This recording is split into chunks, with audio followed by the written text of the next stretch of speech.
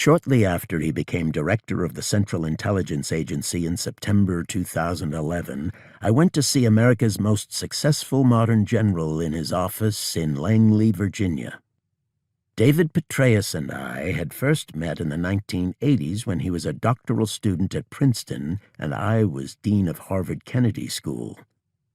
We had stayed in touch ever since, as he rose through the ranks of the U.S. Army and I continued my academic work while also serving several tours in the Pentagon.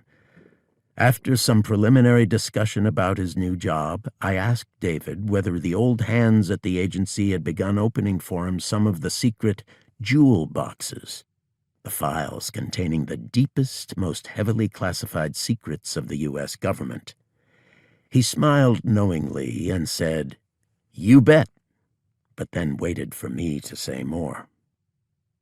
After a pause, I asked what he had learned about deep sleepers, individuals with whom the agency had established a relationship, but whose assignment essentially consisted of going to live and prosper in a foreign country so as to develop a full understanding of its culture, people, and government.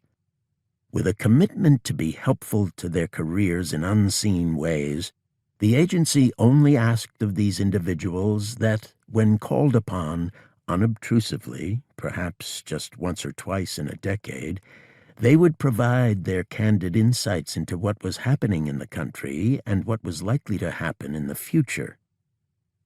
David was by this point leaning forward across the table as I opened a report from someone whose incisive, far-sighted understanding could inform Washington's response to the greatest geopolitical challenge of our lifetime.